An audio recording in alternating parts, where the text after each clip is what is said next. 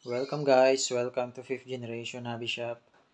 Okay, so we will now make a video testing and review of order ni Boss Johnson ng Intramuros.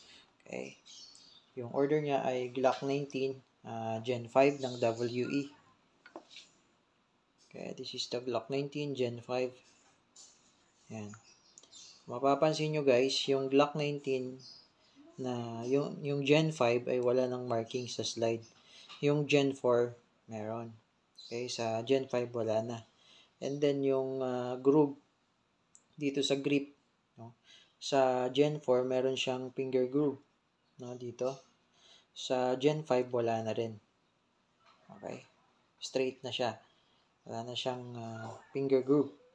Now, sa Gen 5, sa Gen 4, yung kanyang slide stop, slide release, hindi pa ambidextrous. Sa Gen 5, ambidextrous na siya. Ayan. Kaya yun yung kaibahan sa Gen 4 and Gen 5. Okay, this is the design ng Gen 5. Okay, Glock 19 Gen 5.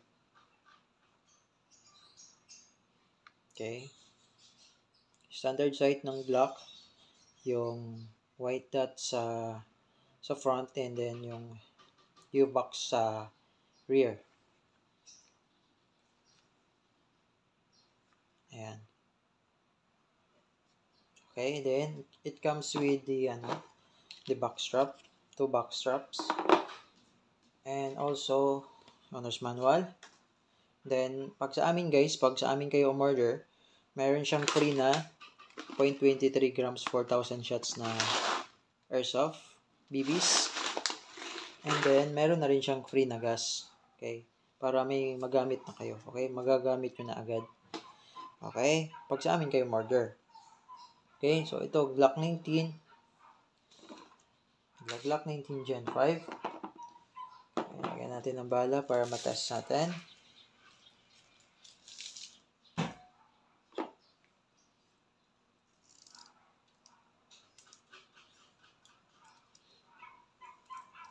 You can also use BB loader. Okay? Para mabilis yung pag-load. And then make sure na walang spacing. Katulad niyan, may space. Kaya lugalugin mo lang hanggang sa mag-alternate. Okay. Then, lagyan natin ng gas. Inverted position. Inverted position. Then, count 1. Make sure naka-center properly para hindi lumabas lang yung gas. Okay. 1, 2, 3. Okay. That's enough. Okay, now we will test the Glock 19. But before that, so papakita ko lang sa inyo kung gaano kaganda si Glock 19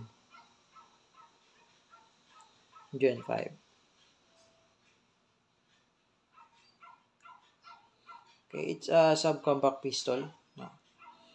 Hindi siya maliit, hindi rin siya malaki. No, nasa kalagitnaan lang siya. That is why this is my favorite pistol, Glock 19. Okay, so now we will test the Glock 19, guys. Especially shout out to Boss Johnson ng Intramuros, okay? So set up ko lang yung ating targets for testing. Okay, Boss Johnson of Intramuros, we will now test your Glock 19 Gen 5. Okay, magazine with gas and BBs. Kapag insert nyo, sir, make sure with force, no? Yan. Kasi pagka mahina lang yan, okay, hindi siya totally nakalock. Pagka pumutok kayo, pwedeng malaglag, okay? Make sure when you insert with force, just like that. Okay, so now we will test the Glock 19 on those target plate. Okay. Okay, see those target plates. Okay, firing. Okay, but before that, we will kailangan natin magsuot ng, we will wear eye protection. Okay, so firing.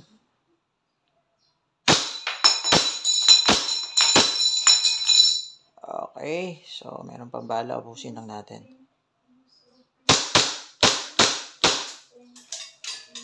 Okay, so nag-open slides. That's the time na wala na siyang, ibig sabihin yan, wala na siyang bala. Okay? So this one pala is removable naman siya. Sticker lang yan. Okay, sticker lang siya. Okay, release the magazine and then press down the slide, stop slide release. Then hammer down. Okay, Boss Johnson of Intramuros. Okay, yung unit mo, sir, for shipping. Okay, salamat po sa pagtangkilik. Salamat po sa suporta. Salamat po sa pagpili sa 5th generation hobby shop. Okay, so by the way, si Boss Johnson ay nag-order sa aming Lazada shop. Okay, you can also order on our Lazada shop. Search nyo lang 5th generation hobby shop. Okay, and also, kung gusto nyo mag-inquire, you can also message us doon sa aming FB page, 5th Generation Hobby Shop. YouTube channel, 5th Generation Hobby Shop. Okay, ganda. Thank you and have a nice day.